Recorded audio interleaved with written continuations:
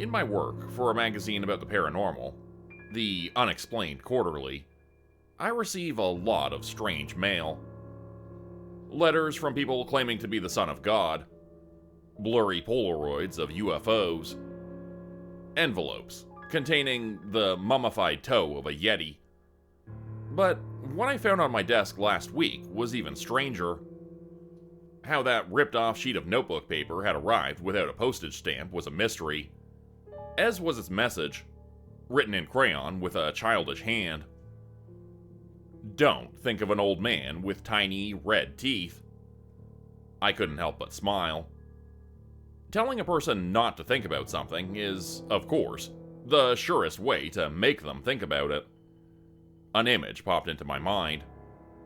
A squat figure in a flat cap and ugly raincoat, with a mouthful of tiny, red teeth.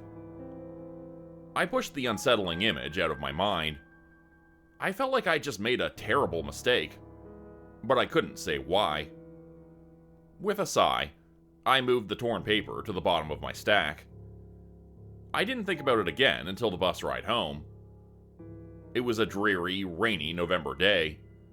A perfect day for zoning out to music while watching the wet, colorless world drift by. Why had the old man I dreamed up felt so detailed? So real? From his rubber jacket to watery eyes and gray stubble, I could picture him as clearly as any person I knew. But when I imagined him smiling, his teeth were as ruby red and jagged as rotten pomegranate seeds. The warm stuffiness of the bus had nearly put me to sleep, when the driver suddenly braked hard. In the overhead mirror, her face looked dreamy and confused.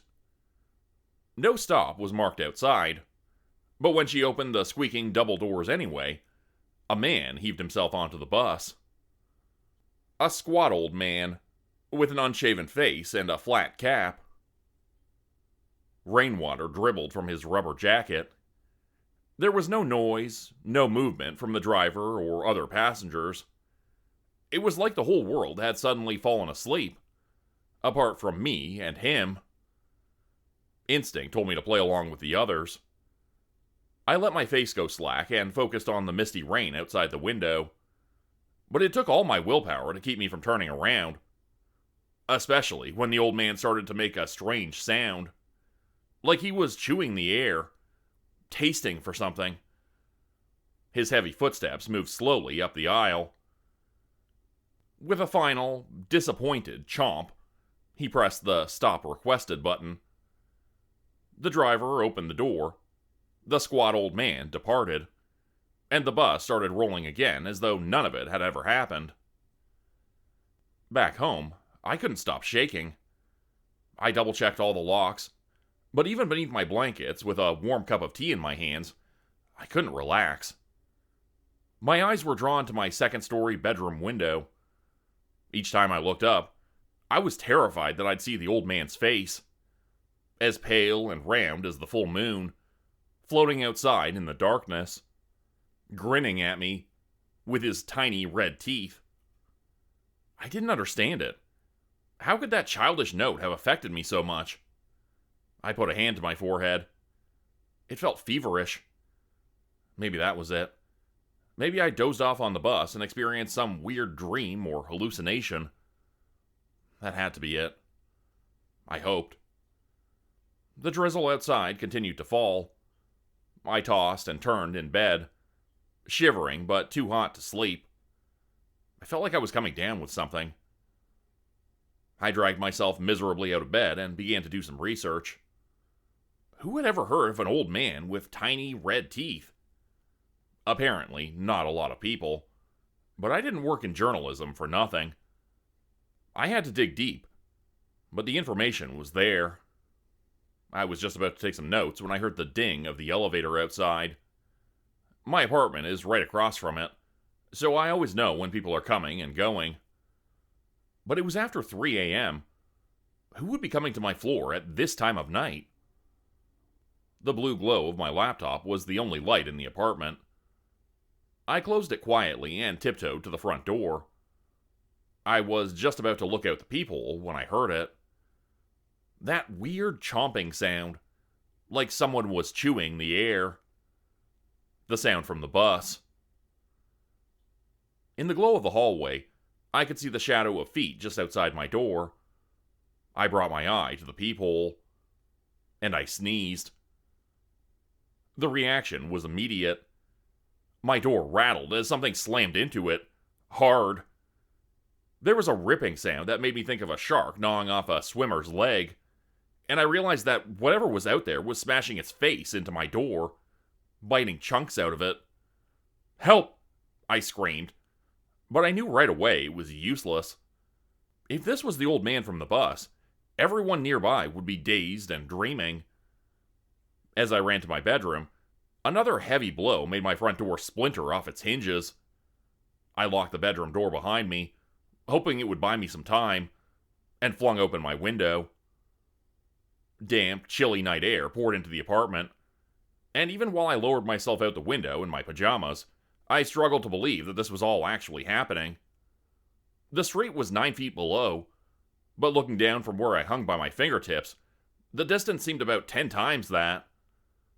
Still, it was better than facing whatever was in my apartment. My fingers slipped on the slick windowsill, making my decision for me. I landed hard, but bent my knees and rolled backward, suffering less injury than I might have otherwise.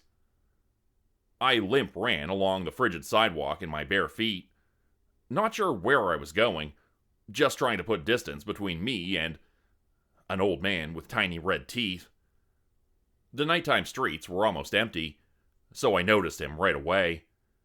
The squat figure rounding the corner up ahead. I recognized his sagging raincoat and flat cap. Looking behind me, I spotted a cruising taxi. I sprinted towards it, practically throwing myself in front of the driver. He didn't look too surprised that a dirty, rain-soaked white guy in blue pajamas had just leapt in front of his cab. I tapped on the window in a panic. "Can you pay, mister?" The driver looked at my pocketless outfit with the weariness of 1,000 nights just like this one. "I'm a journalist. I just need to get to my editor's house. She can pay you. Please, just hurry." "Okay, mister." The cabbie sighed and opened the door. I grabbed my hat and sank low in the passenger seat, not daring to look back. Amanda, my editor, paid the driver, but she was clearly a lot more concerned with my health than whatever might be following me. "You got a fever." She put the back of her hand on my forehead before making me up a bed on her couch. "Look, a lot of people go off the deep end in this business. Take a few days off. Try to get yourself together. We would hate to lose you." Her words were ringing in my ears when I went back to my apartment the next day. My sprint through the rainy night hadn't done my health any favors, and I was practically leaning on the 2 police officers who accompanied me to my apartment. We found the door broken down and my laptop smashed. The area around the peephole was covered with bite marks, but nothing was missing. To keep things simple, I let the officers put it down as an ordinary break-in, and I went to the library to continue my research. People in the huge, historical downtown library kept their distance from where I coughed and sniffled beside a public computer, running down the leads I'd uncovered the night before. The first was a photo of a wall in a crack den covered with a scribble that read, "He's coming. He's coming. He's in my head. Old man. Tiny red teeth." The image was a crime scene photo. Under the words lay the corpse of a young man covered with bite marks. The second was a blog post from the early 2000s. "Hey guys, I had the weirdest dream last night. So there I was, walking home through the park. There's this old man following me. He was so gray and cold, like we were the last people on Earth. And this guy kept getting closer and closer. The detail in this dream was crazy. I could see everything about him. His round white face and hobo stubble, this weird hat and raincoat. It was like photorealistic. When he got closer, I saw that he had something red inside his mouth. Then I woke up. Anyway, today I was walking through the park, remembering my dream, and guess who I saw? Imagination is crazy, right?" There were no more posts or logins by that author, The third and final lead was from a dark web post on a forum frequented by illegal arms dealers, killers for hire, and those seeking their services. I'm looking for something kind of weird. It's just a piece of ripped up notebook paper with 10 words written on it. 10 very specific words in a very specific order. I can't say what the words are, but if you know, you know. I'm offering $600,000 for the paper, or $1,500 for information that leads me to it. Most of the responses were incredulous. $600,000 for a piece of paper? I smell bullshit. But then, a frequent poster, a well-known arms dealer who'd killed dozens, joined the thread. No bullshit, man. Anybody who reads the words on that paper dies. Don't know how. It sure gets the job done. Hell, I've even used it a couple times myself. The words reverberated through my mind like a scream in a hollow place. Anybody who reads the words on that paper dies. I've even used it a couple times myself. The moment I'd imagined him, the old man had become a part of my life. And the more I thought of him, the more I'd feared him, the more real he'd become. I knew instinctively that he'd never stop hunting me.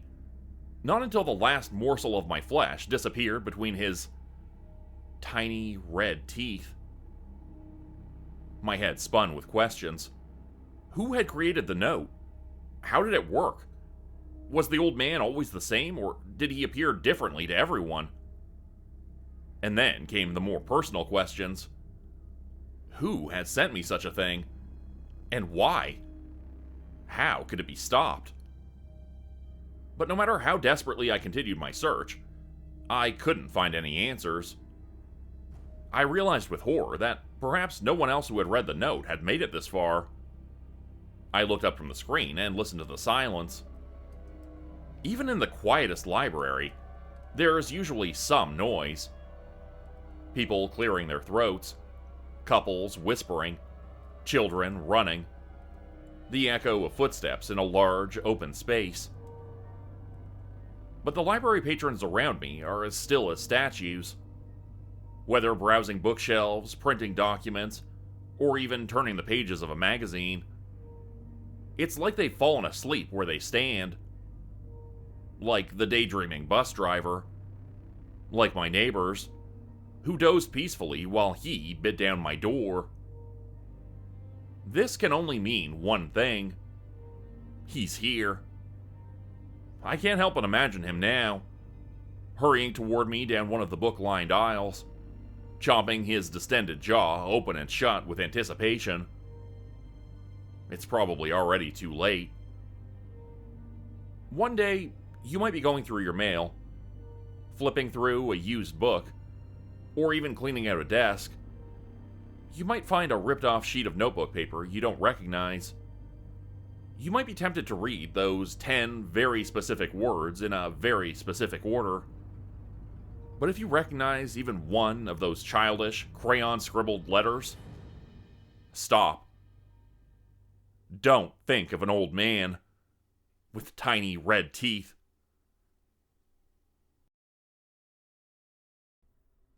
Hey everybody, hope you enjoyed today's first of 2 stories.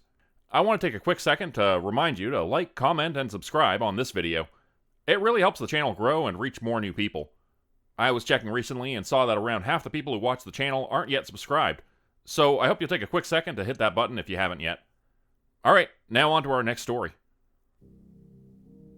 If you're like most people, you lock your door before going to bed at night. It only makes sense. The world is a dangerous place, and you never know who or what might be lurking in the shadows. Back when I was still brave enough to look out my window after dark, I used to think about our ancestors, huddled in caves, wondering if more than just the wind was howling in the black night beyond their fire's comforting glow. For me, the most basic human trait isn't cooperation, tribalism, or even using tools. It's fear. Like you, I lock my door at night to keep that darkness at bay. But when I do, I never, ever look outside.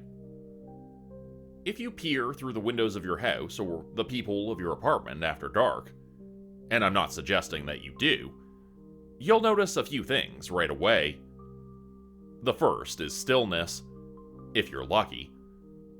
After all, there's no reason why someone, or something, should happen to be standing on your doorstep, waiting for you to look outside, waiting to sneer at you through that thin barrier before they come crashing into your home to do what they wish to you and the people you love. You won't notice anything like that. Probably. If you're lucky. What you will notice, however, are shadows. It doesn't matter whether you're looking out at a carpeted hotel corridor, a freshly trimmed green lawn, or the ugly welcome mat of your neighbor across the hallway. There will always be shadows. And most of the time, they behave themselves. A shift in the shadows, or a shadow where one shouldn't be, that's the first sign that something is wrong. But most people aren't paying enough attention to realize what's changed. It's perfectly understandable. Maybe you're still frustrated by an argument at work, or exhausted from trying to bathe a fussy baby. Given what we all go through every day, why would you notice that the long black shadows in the trees in your yard are stretching toward the dying sunset instead of away from it? Why would you think that the dark shape flickering above the elevator is anything other than a helpless moth trapped inside a wall lamp? No. After your quick peek outside, you probably feel safe, content. There are no unknown horrors on your porch. No insanely grinning figures are creeping down your apartment hallway, tiptoeing with impossible, exaggerated strides. There are no threats beyond your window, the chain lock, or the peephole. None that you're aware of, anyway. If you're lucky, there will be other, more pronounced signs that a change is taking place.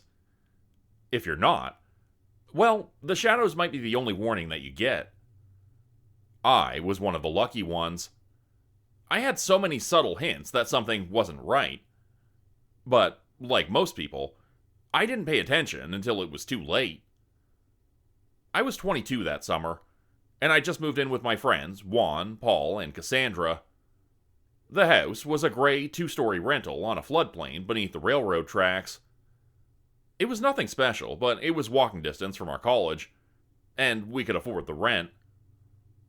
As often happens with new roommates, it took us a while to get used to each other's quirks. Paul had an irritating habit of leaving half-empty mugs and cups all over the house. Juan was an early riser, who completed his morning routine to pounding techno music, and I'm sure I had more than my share of personality flaws myself. The only annoying thing about Cassandra, however, seemed to be just how superstitious she was. She avoided ladders and black cats like the plague. Every time she spilled salt, she tossed a pinch of it over her shoulder. I considered asking if she wore a lucky pair of socks to her exams, but I decided that I was better off not knowing. It was a windy night at the end of August. Juan was on a date with a girl from our statistics class.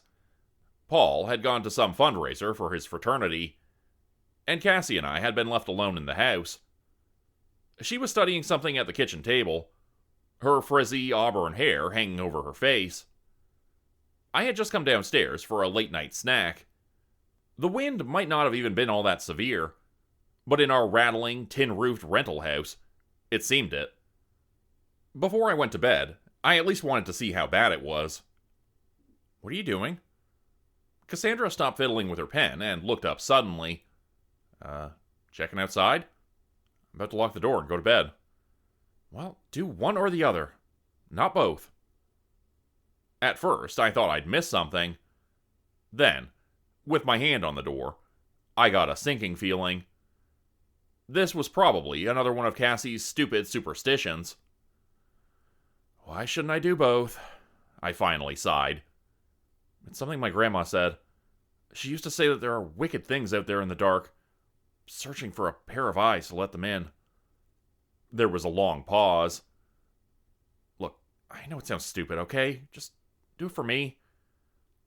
It did sound stupid. And I also felt a sudden need to check on my car, which was parked beneath a half-dead sycamore across the street. I figured Cassie would hear if I opened the door, but a quick peek out the long side window while I turned the key in the lock couldn't hurt, right? It was a weird night. The trees swayed from side to side like they were performing some kind of macabre dance. Below them, plastic bags and newspapers blew by on the uneven sidewalk. The ordinarily comforting glow of the streetlights suddenly looked orangish, flickery, and wrong. But at least no branches had fallen on my car. I smirked, said goodnight to Cassie, and went upstairs to bed.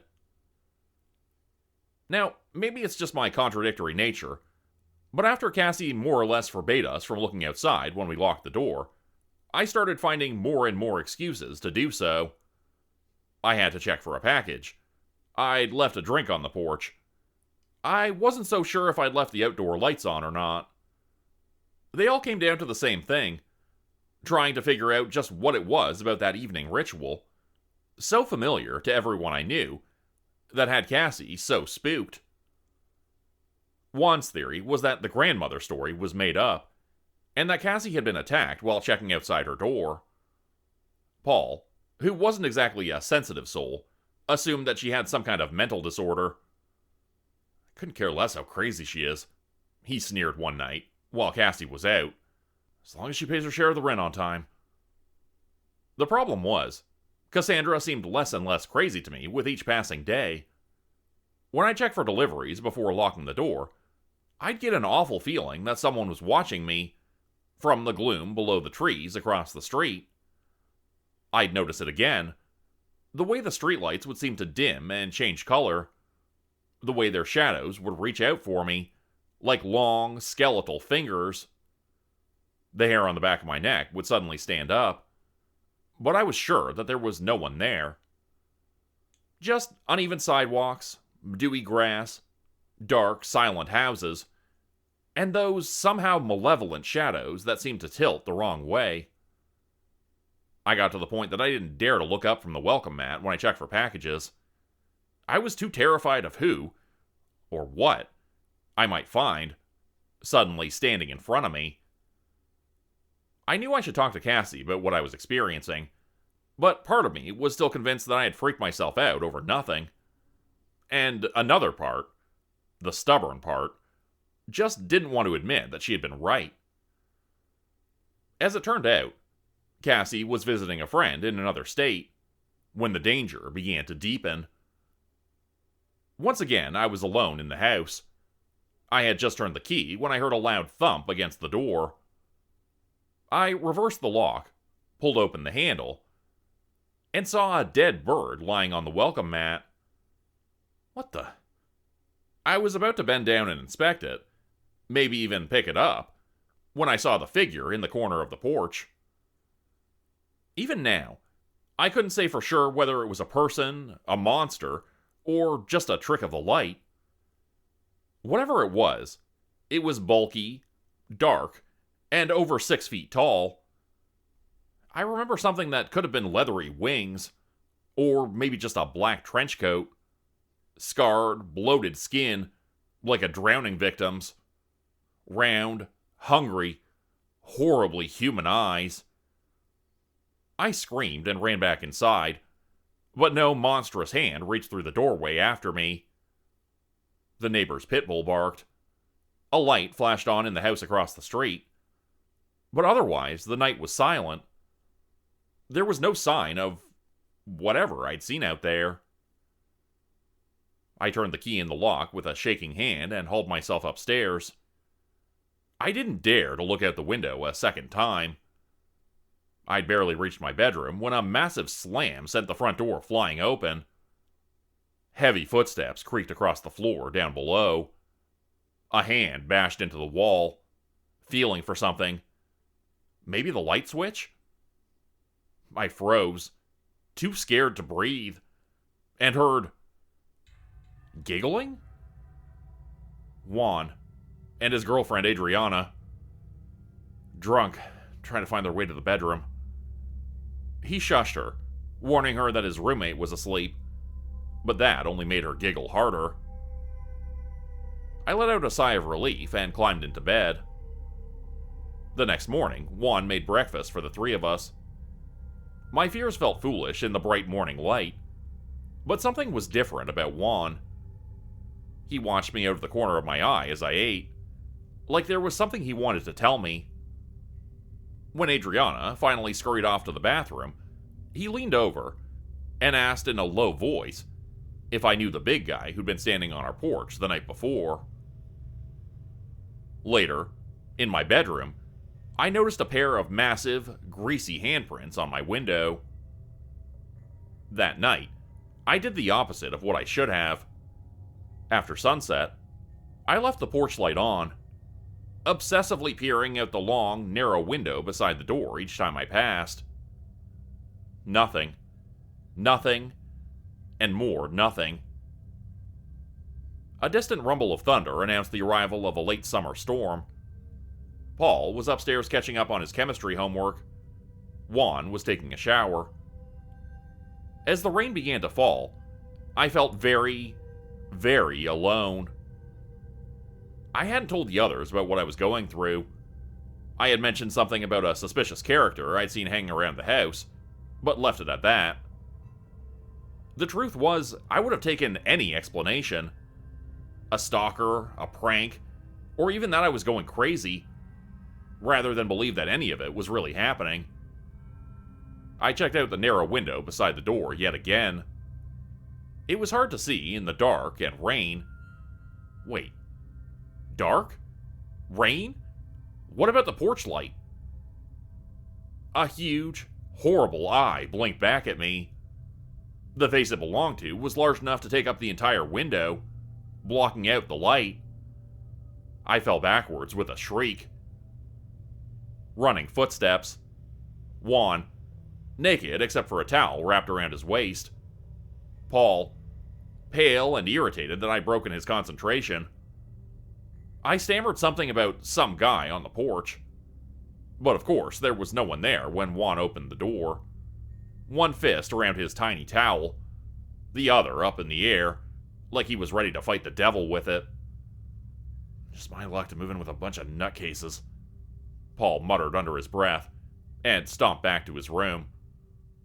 Juan shot me a worried look, then closed the door and locked it. Still shaking, I went back to my room and sat in the dark. My fist white-knuckle tight around the baseball bat. That was the closest thing to a weapon that I owned. I thought seriously about trying to buy a gun, but background checks in my state take at least 48 hours, and I wasn't sure I had that long. And what about Cassie? I should have thought of it before. She was the one who mentioned the weird superstition in the first place. Maybe she would have some idea what was going on. I pulled out my phone and gave her a call. Then another. She didn't pick up. I wasn't surprised. She was probably enjoying a night out with the friends she was visiting. Outside, the rain fell harder, crashing in torrents against our rental's tin roof. In other circumstances, it might have been a soothing sound, but not being able to hear what was going on in the rest of the house was making me nervous. With my hand still wrapped around the baseball bat, I lay down on my bed and waited for what would come next. The buzz of my phone jarred me from sleep, so roughly that I nearly hit myself in the face with my own makeshift weapon. Cassie. I picked up right away. Hey, you called? Rumbling. Voices. Announcements over an intercom. She was in public transport somewhere, and her voice sounded like it was echoing down a tunnel. I don't think she understood my incoherent explanation for the strange events happening around our house, but she could hear the fear in my voice. For a long moment, I heard nothing but background noise. I'm sorry, Cassie said, like a doctor giving a terminal diagnosis. If it's gotten that far, it's already too late. Downstairs, the doorbell rang. I double-checked my phone screen. It was after 3 a.m. No one should have been visiting that late. And yet, sounds of movement. Juan. He was actually going to answer it. I gotta go, I told Cassie. But it was already too late. Adriana? Juan muttered downstairs. What are you doing here? I couldn't see what was happening, but I could imagine it. Juan, half asleep, a dark shape that looked like his rain-drenched girlfriend shivering on our porch, lit only from behind by streetlights. He opened the door just as I shouted a warning. 2 heartbeats later, it swung shut on its own. We never saw him again. Cassandra didn't come back to the house after that. Her scant, secondhand possessions were worth next to nothing, and gave us no clue of who she was or where she'd come from. The college refused to help with our search. Her information was private. If there were no signs of foul play, she would simply be filed away with all the countless other students who had suddenly dropped out, with no notification, for reasons of their own. The local police, meanwhile, acted completely unconcerned about Juan's disappearance. During the smoke break on our porch, I overheard them joking about how my med student roommate had probably just been deported. I moved out too, of course. I cared more about avoiding the next horror that might happen in that house than I did about breaking a lease. And I crashed on couches until I found a free room. Paul continued living in the rental, muttering about broken promises and new age crazies. Eventually, he got new roommates, and to the best of my knowledge, none of them ever looked out the window before locking the door. Since then, neither have I. There have been a few close calls, sudden sounds that come from just outside my door, almost shocking enough to make me press my eye to the peephole. Other nights, the bell will ring the moment I slide the key into the lock, like something is out there teasing me. The worst, though, are the voices. Juan's, an elderly woman, who I can only assume was Cassie's grandmother. Voices that call my name sweetly from the dark, asking me if anyone's home. Become a channel member today for early access, bonus videos, and special emojis only available to members. Check out the description below or click the join button for more info. If you'd like another way to help support the channel, please consider joining my Patreon page at patreon.com/JordanGroupHorror. As a patron, you'll get access to bonus videos and content. You'll be credited at the end of every video going forward, and if you decide to stay for 3 months, I'll name a character after you which will be featured in a Hollow's End story. Links to join the Patreon are in the description. Thanks everyone for listening. Please like, subscribe, and comment to help the channel continue to grow. And see you again next time at 4 p.m. Eastern Standard Time. Hope you have a great night.